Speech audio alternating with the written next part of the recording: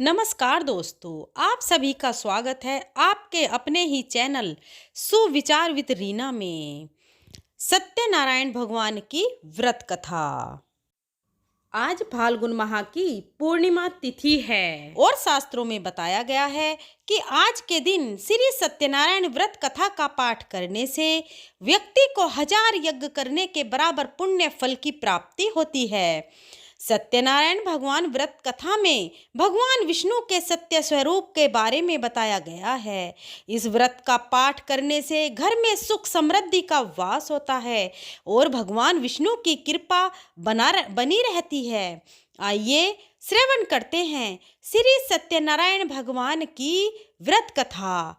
एक बार प्रेम से बोलिए श्री सत्यनारायण भगवान की जय, श्री लक्ष्मी नारायण भगवान की जय। पौराणिक कथा के अनुसार एक समय की बात है, नैमिषारण्य तीर्थ में शौनक आदि 88,000 ऋषियों ने श्री सूत जी से पूछा, हे प्रभु, इस कलयुग में वेद विद्या रहित मनुष्य को प्रभु भक्ति किस प्रकार मिल सकती है तथा उनको उद्धार कैसे होगा। हे मुनि श्रेष्ठ, कोई ऐसा तप बताइए जिससे थोड़े समय में ही पूर्ण फल मिले और मनोवांछित फल भी मिल जाए। इस प्रकार की कथा सुनने की हम इच्छा रखते हैं।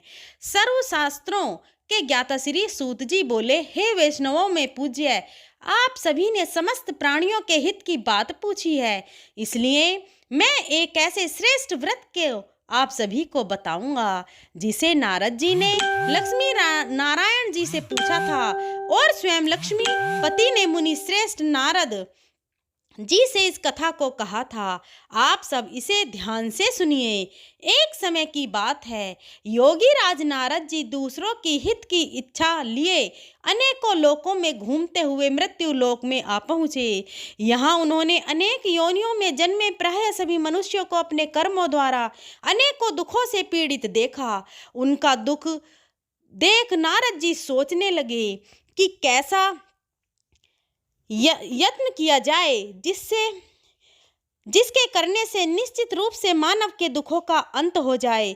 इसी प्रकार मनन करते हुए वह विष्णु लोक में गए। वहां वह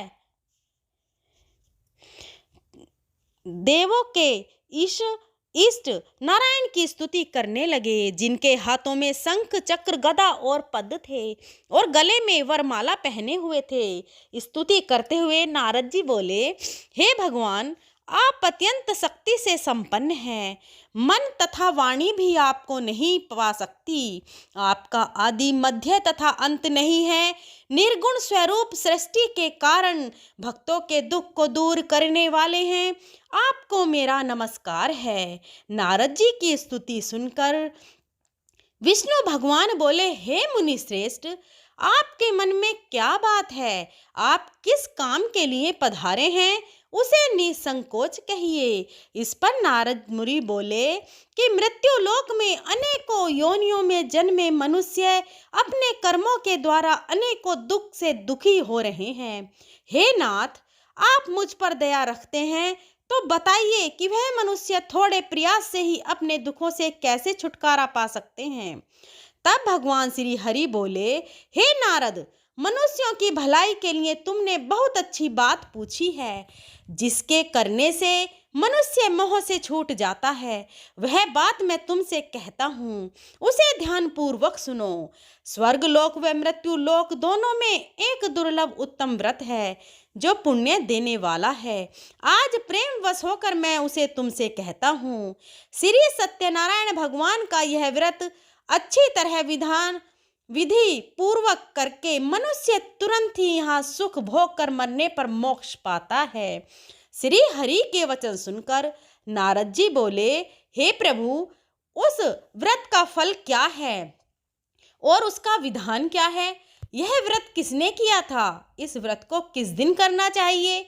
सभी कुछ विस्तार से बताइए। नारद जी की बात सुनकर श्री हरि बोले, दुख और शोक को दूर करने वाला, यह सभी स्थानों पर विजयी दिलाने वाला है। मानव को भक्ति और श्रद्धा के साथ शाम को श्री सत्यनारायण भगवान की पूजा, धर्म परायण होकर ब्राह्मणों व बंधुओं के साथ करनी चाहिए। भक्ति भाव से ही नैवेद्य केले का फल, घी, दूध और गेहूं का आटा सवाया लें। गेहूं के स्थान पर साठी का आटा, शक्कर और गुड़ लेकर और सभी भक्षण योग्य पदार्थों को मिलाकर भगवान का भोग लगाएं। ब्राह्मणों सहित बंधु बांधव को भी भोजन कराएं। उसके बाद स्वयं भोजन करें। भजन कीर्तन के साथ भगवान की भक्ति में लीन हो जाएं। इस तरह से सत्यनारायण भगवान का यह व्रत करने पर मनुष्य की सारी इच्छाएं निश्चित रूप से पूरी होती हैं।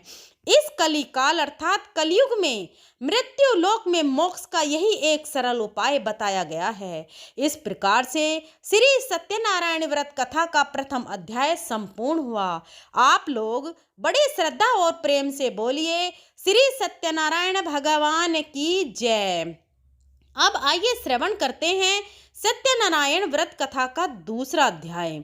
सूत जी बोले, हे ऋषियों, जिसने सबसे पहले इस व्रत को किया था, मैं उसका इतिहास कहता हूँ, इसे ध्यान से सुनो। सुंदर काशीपुरी नगरी में एक अत्यंत निर्धन ब्राह्मण रहता था। भूख प्यास से परेशान वह धरती पर घूमता रहता था। ब्राह्मणों से प्रेम करने वाले भगवान ने एक दिन ब्राह्मण का वेश धारण कर उसके पास जाकर पूछा, हे विप्र, नित्य दुखी होकर तुम पृथ्वी पर क्यों घूमते हो? दीन ब्राह्मण बोला, मैं निर्धन ब्राह्मण हूँ, भिक्षा के लिए धरती पर घूमता रहता हूँ। हे भगवान, यदि आप इसका कोई उपाय जानते हैं तो मुझे बताइए।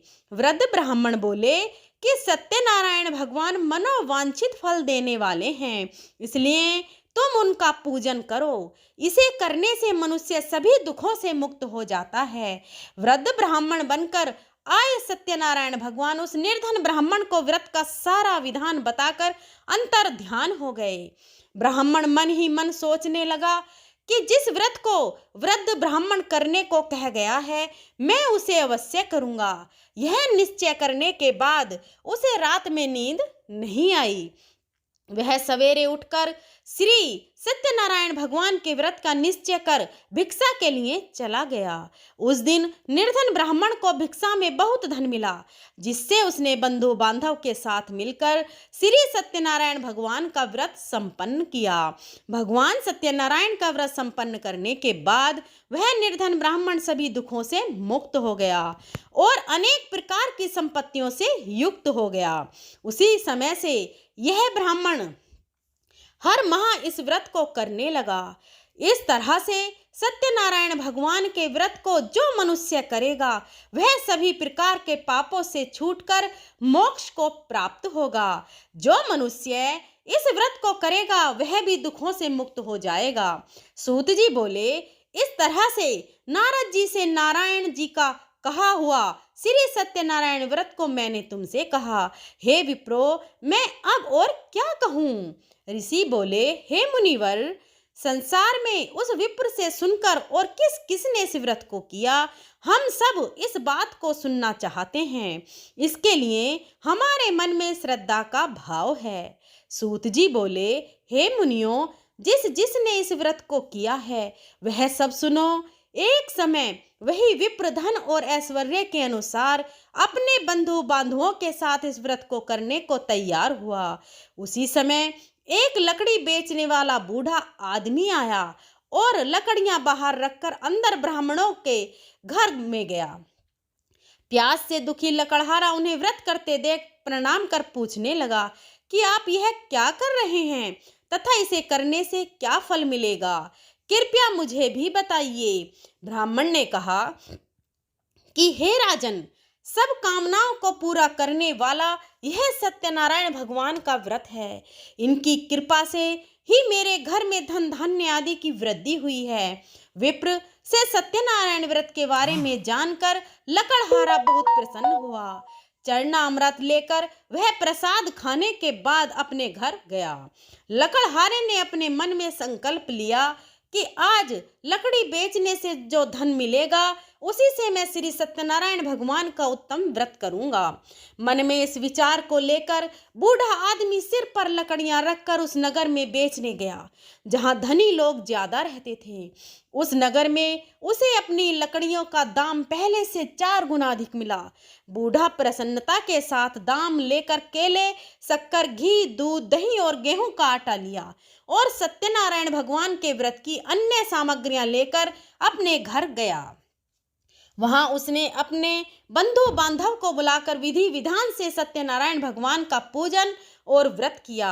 इस व्रत के प्रभाव से वह बूढ़ा लकड़हारा धन, पुत्र आदि से युक्त होकर संसार के समस्त सुख भोग कर अंत काल में बैकुंठ धाम चला गया।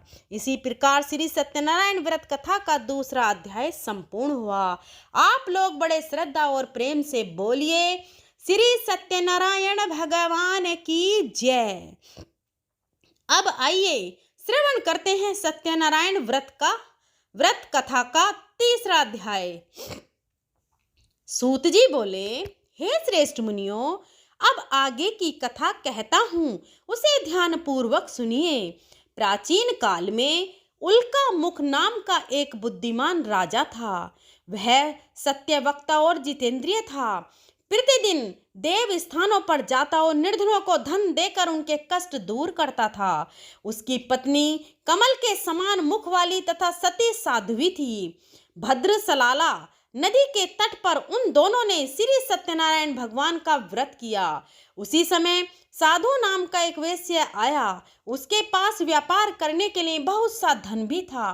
राजा को व्रत करते देखकर वह विनय के साथ पूछने लगा, हे राजन, भक्ति भाव से पूर्ण होकर आप यह क्या कर रहे हैं? मैं सुनने की इच्छा रखता हूँ, इसलिए आप मुझे बताने का कष्ट करें।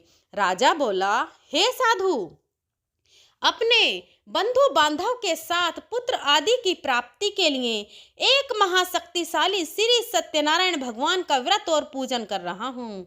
राजा के वचन सुन साधु आदर से बोला, हे राजन, मुझसे इस व्रत का सारा विधान कहिए। आपके कथन अनुसार मैं इस व्रत को करूंगा। मेरी भी संतान नहीं है और इस व्रत को करने से निश्चित रूप से मुझे संतान की प्राप्ति होगी। राजा से व्रत का सारा विधान सुनकर व्यापार से निवृत्त होकर वह अपने घर गया। साधु वैश्य ने अपनी पत्नी को संतान देने वाले इस व्रत का वर्णन कह सुनाया और कहा, जब मेरी संतान होगी तब मैं इस व्रत को अवश्य करूंगा। साधु ने इस तरह के वचन अपनी पत्नी लीलावती से कहे। एक दिन लीलावती पति के साथ आनंदित हो सांसारिक धर्म से प्रवृत्त होकर श्री सत्यनारायण भगवान की कृपा से गर्भवती हो गई। 10वें महीने में उसके गर्भ से एक सुंदर कन्या ने जन्म लिया। दिनों दिन वह ऐसे बढ़ने लगी जैसे शुक्ल पक्ष का चंद्रमा बढ़ता है। माता पिता ने अपनी कन्या का नाम कलावती रखा। एक दिन लीलावती ने मीठे शब्दों में अपने पति को याद दिलाया कि आपने सत्यनारायण भगवान के जिस व्रत को करने का संकल्प लिया था उसे करने का समय आ गया है। साधु बोला, हे प्रिय, इस व्रत को मैं उसके विवाह पर करूंगा। इस प्रकार अपनी पत्नी को आश्वासन देकर वह नगर को चला गया। कुछ वर्षों के तत्पश्चात कलावती शादी के योग्य हो गई। साधु ने एक बार नगर में अपनी कन्या को सखियों के साथ देखा तो तुरंत ही पुरोहित को बुलाया और कहा, मेरी कन्या के लिए योग्य वर देख कर आओ। साधु की बात सुनकर पुरोहित कंचन नगर में पहुंचा और वहां देखभाल कर लड़की के लिए सुयोग्य वर ढूंढा। साधु ने बंधु बांधवों को बुलवाकर अपनी पुत्री का विवाह कर दिया। लेकिन दुर्भाग्य की बात यह थी कि साधु ने अभी भी श्री सत्यनारायण भगवान का व्रत नहीं किया था। इस पर श्री सत्यनारायण भगवान क्रोधित हो गए और श्राप दिया कि साधु को अत्यधिक दुख मिले। अपने कार्य में कुशल साधु बनिया जमाई को लेकर समुद्र के पास स्थित रत्नापुर नगर में गया। वहां जाकर ससुर दामाद दोनों मिलकर चंद्रकेतु नामक राजा के नगर में व्यापार करने लगे। एक दिन भगवान श्री सत्यनारायण की माया से एक चोर राजा का धन चुराकर भाग रहा था। उसने राजा के सिपाहियों को अपना पीछा करते देख चुराया हुआ धन वहां रख दिया। जहां साधु अपने जमाई के साथ ठहरा हुआ था। राजा के सिपाहियों ने साधु वेश्या के पास राजा का धन पड़ा देखा तो ससुर जमाई दोनों को बांधकर प्रसन्नता से राजा के पास ले गए और कहा, महाराज, हम दोनों चोरों को पकड़ लाए हैं, आप आगे की कार्रवाई की आज्ञा दें। राजा की आज्ञा से उन दोनों को कारावास में डाल दिया गया और उनका सारा धन भी उनसे छीन लिया गया। श्री सत्यनारायण भगवान के श्राप से साधु की पत्नी भी बहुत दुखी हुई। घर में जो धन रखा था उसे चोर चुरा ले गए। शारीरिक तथा मानसिक पीड़ा व भूख प्यास से अति दुखी होकर कलावती एक ब्राह्मण के घर गई। वहां उसने श्री सत्यनारायण भगवान का व्रत होते देखा और कथा भी सुनी। वह प्रसाद ग्रहण कर रात को घर वापस आई। माता ने कलावती से पूछा, हे पुत्री, अब तक तुम कहाँ थी? तेरे मन में क्या है? कलावती ने अपनी माता से कहा, हे माता, मैंने एक ब्राह्मण के घर में श्री सत्यनारायण भगवान का व्रत अनुष्ठान होते देखा है। कन्या के वचन सुनकर लीलावती भगवान के पूजन की तैयारी करने लगी। लीलावती ने परिवार व बंधुओं सहित सत्यनारायण भगवान का पूजन किया और उनसे वर मांगा कि हे प्रभु, मेरे पति तथा जमाई शीघ्र घर आ जाएं। साथ ही यह भी प्रार्थना की कि हम सबका अपराध भगवान क्षमा करें। श्री सत्यनारायण भगवान इस व्रत से संतुष्ट हो गए और राजा चंद्रकेतु को सपने में दर्शन देकर कहा, हे राजन, तुम उन दोनों वेश्यों को छोड़ दो और तुमने उनका जो धन लिया है उसे भी वापस कर दो। अगर ऐसा नहीं किया तो मैं तुम्हारा धन, राज्य और संतान सभी को नष्ट कर दूंगा। राजा को यह सब कहकर सत्यनारायण भगवान अंतर्ध्यान हो गए। प्रातःकाल सभा में राजा ने अपना सपना सुनाया। फिर बोले, वणिक, पुत्रों को कैद से मुक्त कर सभा में लाओ। दोनों ने आते ही राजा को प्रणाम किया। राजा अत्यंत मधुर वाणी में बोला, हे महानुभावों, दुर्भाग्य से ऐसा कठिन दुख तुम्हें प्राप्त हुआ है, लेकिन अब तुम्हें कोई भय नहीं है। ऐसा कहकर राजा ने उन दोनों को नए वस्त्र और आभूषण पहनाए और जितना धन उनका लिया था उससे दोगुना धन वापस कर दिया। दोनों वेश्या अपने घर को चल दिए। इस प्रकार से श्री सत्यनारायण व्रत कथा का तीसरा अध्याय यहीं पर संपूर्ण हुआ। बड़े श्रद्धा और प्रेम से बोलिए, श्री सत्यनारायण भगवान की जय। आइए अब श्री सत्यनारायण भगवान की कथा का चौथा अध्याय सुनते हैं। सूत जी बोले, वेश्या ने मंगलाचार कर अपनी यात्रा आरंभ की और अपने नगर की ओर चल दिए। उनके थोड़ी दूर जाने के बाद एक दंडी वेशधारी श्री सत्यनारायण भगवान ने उनसे पूछा, हे साधु, तेरी नाव में क्या है? व्यापारी हंसता हुआ बोला, हे दंडी, आप क्यों पूछते हो? क्या धन लेने की इच्छा है? मेरी नाव में तो बेल और पत्ते भरे हुए हैं। वेश्या के कठोर वचन सुनकर दंडी बने श्री सत्यनारायण भगवान बोले, तुम्हारे वचन सत्य हों। दंडी ऐसा वचन कहकर वहां से दूर चले गए और कुछ दूर जाकर समुद्र के किनारे बैठ गए। दंडी के जाने के बाद साधु वेश्या ने नित्य क्रिया के पश्चात नाव को ऊंची उठती देखकर आश्चर्यचकित हो गया और नाव में बेल पत्ते आदि देख वह मूर्छित हो वहीं पर गिर पड़ा। मूर्छा खुलने पर वह अत्यंत शोक में डूब गया। तब उसका दामाद बोला, पिताजी, आप शोक ना मनाएं, यह दंडी का श्राप है, इसलिए हमें उनकी शरण में जाना चाहिए, तभी हमारी मनोकामना पूरी होगी। दामाद की बात सुनकर वह दंडी के पास पहुंचा और अत्यंत विनम्रता एवं भक्ति भाव से प्रणाम करके बोला, हे महाराज, मैंने आपसे जो असत्य वचन कहे थे उनके लिए मुझे क्षमा कर दीजिए। ऐसा सुनकर महान शोकातुर होकर दंडी भगवान बोले, हे वणिक पुत्र, मेरी आज्ञा से बार बार तुम्हें दुख प्राप्त हुआ है क्योंकि तुम मेरी पूजा से विमुख हुए। साधु बोला, हे प्रभु, आपकी माया से ब्रह्मा आदि देवता भी आपके रूप को नहीं जानते। प्रभु, मैं तो अज्ञानी हूँ, कैसे जान सकता हूँ? आप प्रसन्न होइए प्रभु, अब मैं अपनी सामर्थ्य के अनुसार आपकी पूजा करूंगा। हे प्रभु, मेरी रक्षा कीजिए और पहले के समान नौका में धन धान्य भर दीजिए।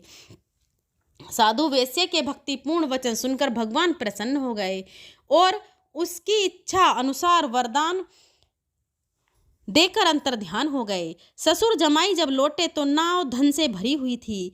फिर वही उन अपने अन्य साथियों के साथ श्री सत्यनारायण भगवान का पूजन कर अपने नगर को चल दिए। जब नगर के नजदीक पहुंचे तो दूत को घर पर खबर करने के लिए भेज दिया। दूत साधु की पत्नी को प्रणाम कर कहता है कि हे माता, स्वामी अपने दामाद सहित नगर के निकट आ गए हैं। दूत की बात सुन साधु की पत्नी लीलावती ने बड़े हर्ष के साथ श्री सत्यनारायण भगवान का पूजन कर अपनी पुत्री कलावती से कहा, हे पुत्री, मैं अपने पति के दर्शन को जा रही हूँ, तो कार्य पूर्ण कर शीघ्र आ जाना। माता के ऐसे वचन सुनकर कलावती जल्दी से प्रसाद छोड़कर अपने पति के पास चली गई। प्रसाद की अवज्ञा के कारण श्री सत्यनारायण भगवान रुष्ट हो गए और नाव सहित उसके पति को पानी में डुबो दिया। कलावती अपने पति को वहां न पाकर रोती हुई जमीन पर गिर पड़ी।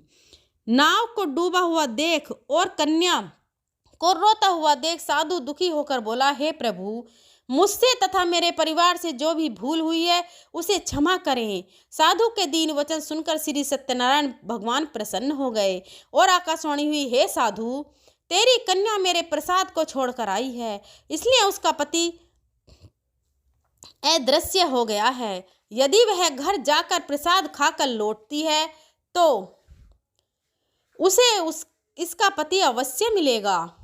ऐसी आकाशवाणी सुनकर कलावती घर पहुंचकर प्रसाद ग्रहण करती है और फिर आकर अपने पति के दर्शन करती है। इसके बाद साधु अपने बंधु बांधवों सहित श्री सत्यनारायण भगवान का विधि विधान से पूजन करता है। इस लोक का सुख भोगने के बाद अंत में स्वर्ग को जाता है। इस प्रकार से श्री सत्यनारायण भगवान व्रत कथा का चतुर्थ अध्याय संपूर्ण हुआ। बड़े ही श्रद्धा और प्रेम से बोलिए श्री सत्यनारायण भगवान की जय। आइए अब श्री सत्यनारायण भगवान की कथा का 5वां अध्याय सुनते हैं। सूत जी बोले, हे ऋषियों, मैं और भी एक कथा सुनाता हूँ, उसे भी ध्यान पूर्वक सुनो। प्रजा पालन में लीन तुंगध्वज नाम का एक राजा था। उसने भी भगवान का प्रसाद त्याग कर बहुत दुख सहन किया। एक बार वन में जाकर वन्य पशुओं को मारकर वह वट के पेड़ के नीचे आया। वहां उसने ग्वालों को भक्ति भाव से अपने बंधु बांधवों सहित सत्यनारायण भगवान का पूजन करते देखा। अभिमान वश राजा उन्हें देखकर भी पूजा स्थल पर नहीं गया और न ही उसने भगवान को नमस्कार किया। ग्वालों ने राजा को प्रसाद दिया, लेकिन उसने वह प्रसाद नहीं खाया और प्रसाद को वहीं छोड़कर अपने नगर को चला गया। जब वह नगर में पहुंचा तो वहां सब कुछ तहस नहस हो चुका था। वह राजा शीघ्र ही समझ गया कि यह सब भगवान ने ही किया है। वह दोबारा ग्वालों के पास पहुंचा और विधि पूर्वक पूजा करके प्रसाद खाया तो श्री सत्यनारायण भगवान की कृपा से सब कुछ पहले जैसा हो गया। दीर्घ काल तक सुख भोगने के बाद मरणोपरांत उसे स्वर्ग लोक की प्राप्ति हुई।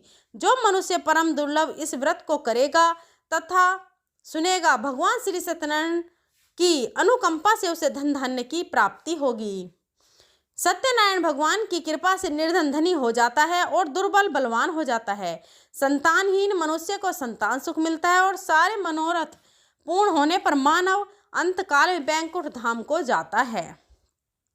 सूत जी बोले, जिन्होंने पहले इस व्रत को किया था, अब उनके दूसरे जन्म की कथा भी सुनिए। सतानंद नामक ब्राह्मण ने सुदामा के रूप में जन्म लेकर भगवान श्री कृष्ण की भक्ति कर मोक्ष प्राप्त किया। उल्कामुख नाम के महाराज राजा दशरथ बने और श्री रंगनाथ का पूजन कर बैकुंठ को प्राप्त हुए। साधु नाम के वैश्य ने धर्मात्मा व सत्य प्रतिज्ञ राजा मोरध्वज बनकर अपने पुत्र को ओर से चीर कर मोक्ष को प्राप्त किया। महाराज तुंगध्वज स्वयं भूमनु हुए। उन्होंने बहुत से लोगों को भगवान की भक्ति में लीन कर मोक्ष प्राप्त किया। लकड़हारा भील अगले जन्म में निषाद राजा हुआ, जिसने भगवान श्री राम के चरणों की सेवा कर मोक्ष प्राप्त किया। इस प्रकार श्री सत्यनारायण व्रत कथा का 5वां अध्याय संपूर्ण हुआ। बड़ी ही श्रद्धा और प्रेम से बोलिए श्री सत्यनारायण भगवान की जय। श्रोताओं, पूरी सत्यनारायण व्रत कथा का निहितार्थ यह है कि लौकिक एवं पारलौकिक हितों की साधना के लिए मनुष्य को सत्य आचरण का व्रत लेना चाहिए। सत्य ही भगवान है, सत्य ही विष्णु है। लोक में सारी बुराइयां, सारे कलेश, सारे संघर्षों का मूल कारण सत्य आचरण का अभाव। श्री सत्यनारायण व्रत कथा पुस्तिका में इस संबंध में एक श्लोक है जिसका अर्थ है कि सत्यनारायण व्रत का अनुष्ठान करके मनुष्य सभी दुखों से मुक्त हो जाता है। कली काल में सत्य की पूजा विशेष रूप से फलदायी है। सत्य के अनेक नाम हैं तथा सत्य नारायण, सत्यदेव, सनातन, सत्य रूपी विष्णु भगवान कलयुग में अनेक रूप धारण करके लोगों को मनोवांछित फल देंगे। इसी प्रकार से श्री सत्यनारायण व्रत का कथा संपूर्ण हुई। जय श्री सत्यनारायण भगवान। अगर वीडियो पसंद आई हो तो वीडियो को लाइक और चैनल को सब्सक्राइब करें। धन्यवाद। दोस्तों, अगर मेरे बोलने में कोई त्रुटि हुई हो तो मैं हाथ जोड़कर माफ़ी चाहती हूँ। अगर वीडियो पसंद आई हो तो वीडियो को अपनी फ्रेंड और फैमिली में शेयर करें और अपने ही चैनल सुविचार विद रीना को सब्सक्राइब करें और साइड में बेल आइकन को प्रेस ज़रूर करें ताकि आने वाली सभी की वीडियो की नोटिफिकेशन आपको मिल सके। मिलते हैं अगली धार्मिक कहानी कथा के साथ। तब तक के लिए धन्यवाद।